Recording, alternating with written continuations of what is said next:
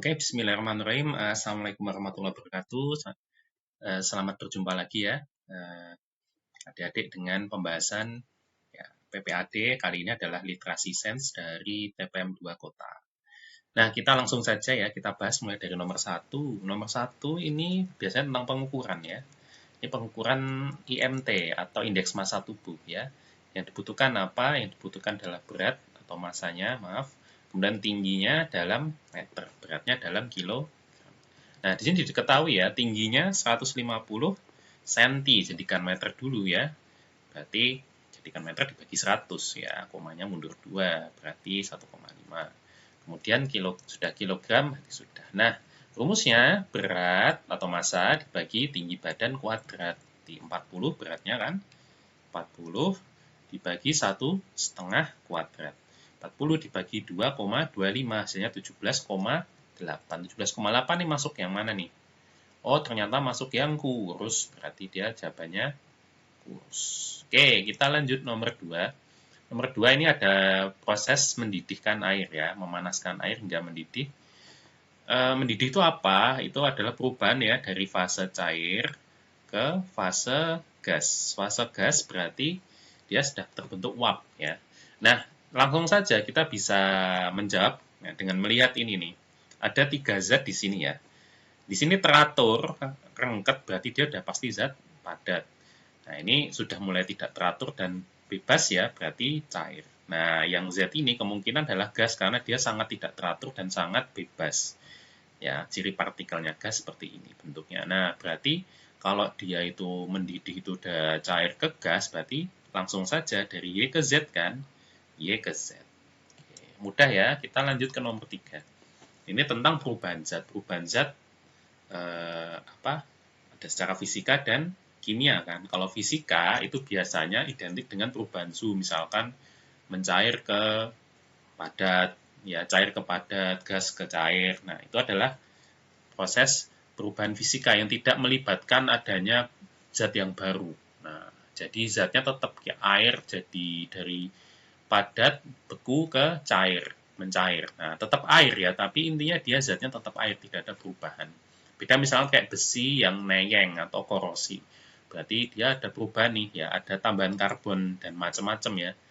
Di besinya sudah ganti menjadi karbon. Nah, berarti yang kimia ya ditanya adalah sifat kimia. Kimia nomor satu dia ada panas. Nah, suhu dan panas ini identik dengan fisika. Nah, ini mudah dibentuk. Nah, perubahannya hanya bentuk saja kan. Kemudian warna, jadi yang tampak secara fisik itu kemudian adalah fisika.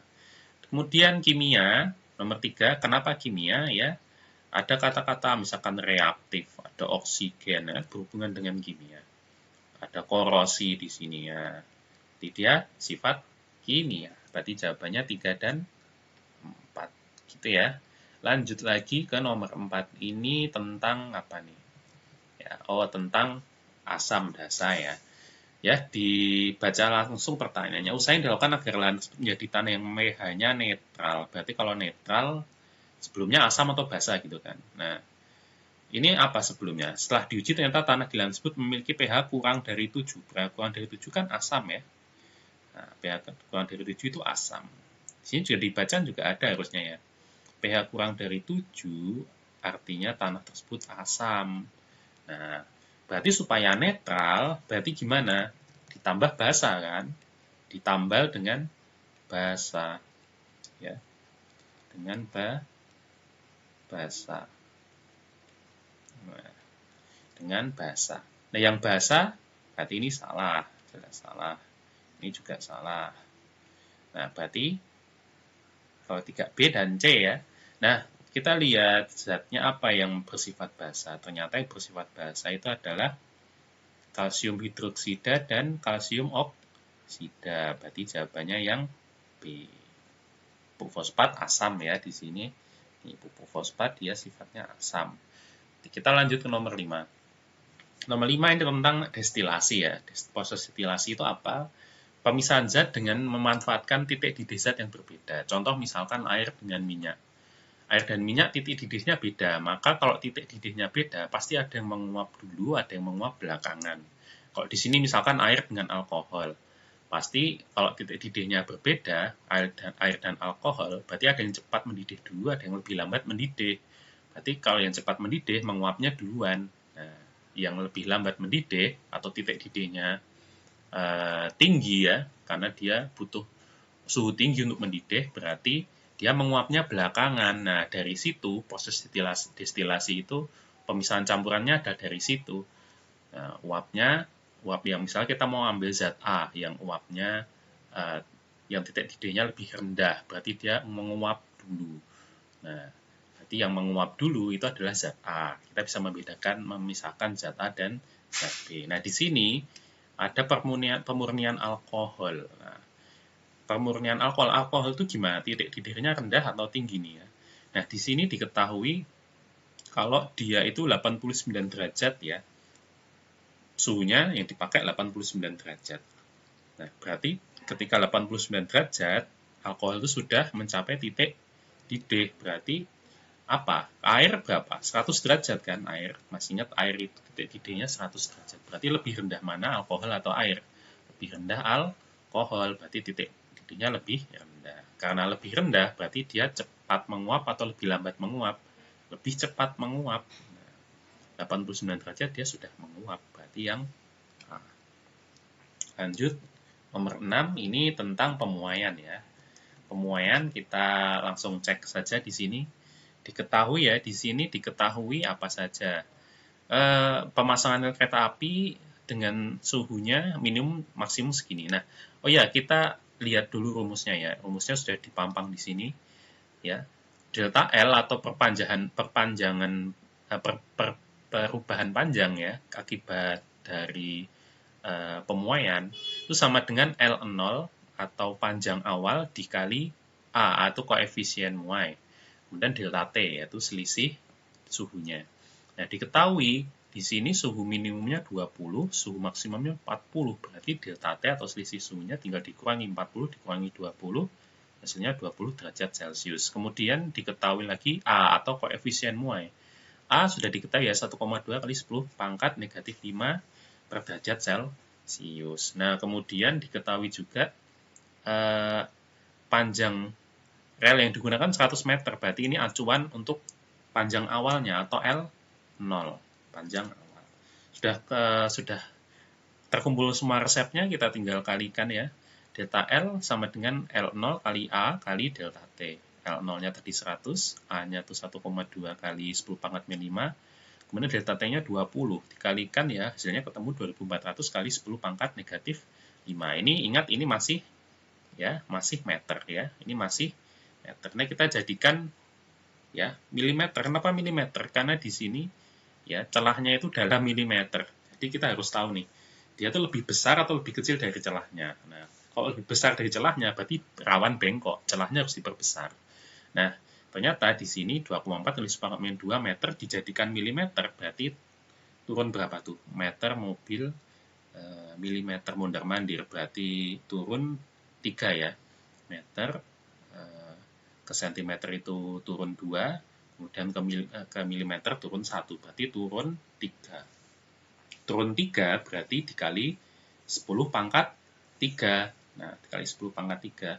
Dikali 10 pangkat 3 berarti 2,4 kali 10 pangkat 3 jadi 24. Nah, begitu ya, 24 meter. Bisa dengan jadikan senti dulu misalkan. Oh, berarti kalau jadikan senti berarti kali 10 pangkat 2 kan. Berarti 10 min 2 ditambah pangkat 2, 0, berarti hilang. Jadi 2,4 senti. Jadikan mili dikali 10, 2,4 kali 10 berarti komanya naik 1 ya, di 24. Nah, begitu. Oke, berarti 24 mili. 24 mili, totalnya penambahan panjangnya 24 mili. Berarti kalau celahnya 22 mili, relnya akan bengkok. Nah, terutama pada suhu maksimum, dia akan bengkok ketika panas. Nah, karena apa? Pertambahan panjang rel melebihi lebar celah. Lebar celahnya 22, nambah panjangnya 24. Kita lanjut. Nomor 7. Nah, ini tentang perpindahan panas ya. Perpindahan panas itu ada 3, yaitu konduksi, konveksi, radiasi. Konduksi itu yang melalui apa? Melalui zat perantara. Misalkan kalau kita lagi nyeduh kopi panas, Kemudian kita pegang sendoknya untuk ngaduk, kan merasa panas ya. Ikut panas karena zat panasnya itu dia mengalir dari airnya ke kulit kita melalui perantara apa? Perantara besi atau logam dari sendoknya. Nah, itu pakai perantara. Nah, kemudian ada konveksi. Konveksi itu dia juga melalui zat perantara, cuman zat perantaranya itu ikut pindah. Contoh misalkan kalau kita di dekat api unggun, terus kita kena asapnya api unggun gitu ya. Nah, kita ikut panas kan. Nah, asapnya tadi kan membawa panas ya. Nah, asapnya itu berpindah ke tubuh kita. Itu konveksi, jadi perantaranya ikut pindah. Kemudian radiasi itu tanpa perantara. Berarti tidak ada perantara sendok, tidak ada perantara asap, jadi langsung panas. Contohnya apa? Bisa panas matahari sampai ke bumi ini. Nah, dia tanpa perantara. Nah, kita sudah tahu nih macam-macam perpindahan panas. Nah, ini yang mana yang betul? Yang tepat perpindahan panasnya ini ada apa nih? Ada suatu botol termos gitu ya. Termosnya itu dindingnya dari dilapisi perak, kemudian dari isolator, ada isolatornya, kemudian penutupnya dari plastik dan sebagainya. Nah, kita terka dulu, kita analisa. Nomor satu, lapisan perak mengkilap untuk memantulkan radiasi kembali ke dalam termos. Nah, ini betul. Kenapa betul? Karena tadi radiasi masih ingat ya, tanpa zat perantara. Nah, jadi ternyata perak itu ya bisa memantulkan panas meskipun tanpa ada udara dan sebagainya. Nah, perak itu bisa memantulkan panas. Kemudian dinding terbuat dari gelas untuk mencegah perpindahan kalor secara konveksi. Nah, harusnya apa? Konduksi ya, karena kan ya perantaranya apa? Dindingnya itu kan, dinding itu sebagai perantara. Nah, berarti dia konduksi harusnya. Ruang vakum mencegah terjadinya perpindahan kalor secara radiasi. Nah, ruang vakum itu berarti dia hampa udara kan. Nah, di hampa udara supaya padahal kalau radiasi ingat ya tadi tidak perlu udara, tidak perlu media. Berarti mau ruang vakum atau enggak, radiasi itu enggak pengaruh. Kemudian nomor 4, sumbat dengan bahan isolator. Isolator itu berarti dia yang tidak bahan yang tidak apa yang kurang menghantar panas, misalkan karet, plastik dan sebagainya. Untuk mencegah perpindahan kalor secara konduksi. Nah, ini benar. Ya kan? Karena konduksi itu kan perantaranya langsung ya. Berarti 1 dan 4. Kita lanjut lagi. Nomor 8. Nah, ini tentang jarak kecepatan waktu. Nah, di sini ada kereta, keretanya itu diketahui dia jaraknya dari Jogja ke Solo 64 km, waktunya sekitar 1,5 sampai 2 jam ya kan. Kalau naik mobil, tapi kalau naik kereta cuma butuh waktu 1 jam. Berarti ini waktunya. Jadwalnya berarti dia harusnya berangkat pukul 4.55 sampai 5.55 ya, pas 1 jam. Nah, kereta api suatu ketika dia lelet ya, baru berangkat jam 5 lebih 05, harusnya kan jam 4 lebih 55. Jadi leletnya 10 menit terlambatnya. Jadi kecepatan dalam perpindahan waktu dan sebagainya. Kemudian supaya tepat waktu, berarti tepat waktu dia tetap gimana caranya tetap sampai pukul 5.55. Berarti dia terlambat tapi tetap sampainya harus tepat, sama. Berarti kita hitung dulu ya. Kita hitung dulu misal yang diketahui ya, jaraknya 64 km tidak akan berubah ya. Waktunya yang dibutuhkan 1 jam. Awalnya ya, untuk pertama kali kalau dia nggak telat. Nah, kita hitung kecepatan kereta. Kecepatan kereta berarti jarak dibagi waktu. 64 dibagi 1, 64 km per jam. Nah, yang kedua dia terlambat. Berarti ada pengurangan waktu. Dari 1 jam menjadi 50 menit. Nah, berarti kita hitung 50 menit sama dengan berapa jam dikali 1/60, berarti 5 per 6 jam. Nah, dikali 1/60 jadikan jam. Kemudian ya, kecepatannya kan berarti kan dia harus lebih ngebut kan, karena dia waktunya lebih sedikit. Nah, kecepatan dengan jaraknya 64 dibagi waktunya, jadi 5 per 6 jam kan tadi. 5 per 6 jam berarti 64 bagi 5 per 6 hasilnya 76,8 km. Nah, berarti dia lebih ngebut. Tadi awalnya 64 km jadi 76,8. Nah, yang ditanya adalah penambahan kecepatan. Penambahan kecepatan ya. Jadi bukan D. Penambahan kecepatan berarti selisihnya 76 dikurangi 64. Nambahnya 12,8 km per jam. Oke ya. Nomor 9. Ini tentang hukum Newton. Ada hukum 1, hukum 2, hukum 3. Hukum 1 apa? Hukum 1 bunyinya benda itu cenderung mempertahankan ya kedudukan. Misalkan ketika kita naik mobil ngerem mendadak, nah tubuh itu pengen, karena awalnya dia jalan, tubuh ya pengennya jalan ke depan. Jadinya kita ada kayak, nah seperti ini nih. Nah, ini hukum 1 Newton nih. Kemudian ada hukum 2 Newton ya. Eh, gaya sama dengan gaya itu sama dengan massa ya, massa dikali percepatan. Kalau masanya, berarti kalau masanya besar ya, eh, masanya besar, semakin besar masanya, percepatannya semakin sedikit. Kalau percepatannya sedikit, berarti harusnya masanya percepatannya sedikit. Ya kan, kalau kita mindah meja, kalau masanya itu berat, berarti mindahnya semakin lama ya kan. Semakin jarak yang dipindah semakin sedikit, percepatannya semakin lambat. Nah, itu adalah hukum 2. Hukum 3, aksi sama dengan reaksi. Nah, kita cek satu-satu nih. Mana yang betul? 1 Newton, ya, hukum 1 Newton. Yaitu pada saat membentuk pohon, tubuh mungkin terdorong ke depan. Membentuk pohon. Nah, di sini ya, yang disebut adalah mengamankan ya, mengamankan kepala. Nah, dalam mengamankan kepala, jadi harusnya ya tubuh terdorong ke depan itu nggak aman sebenarnya ya kan. Tapi pengamannya tuh apa? Di depan ada airbagnya ya. Berarti nomor 1 memang hukum 1 tapi bukan keamanan fungsinya. Kemudian nomor 2, hukum 1 Newton, kepala membentuk airbag, airbag mengembang dan mendorong mengemudi ke belakang. Nah, ini aksi reaksi harusnya. Berarti bukan hukum 1. Bukan hukum 1.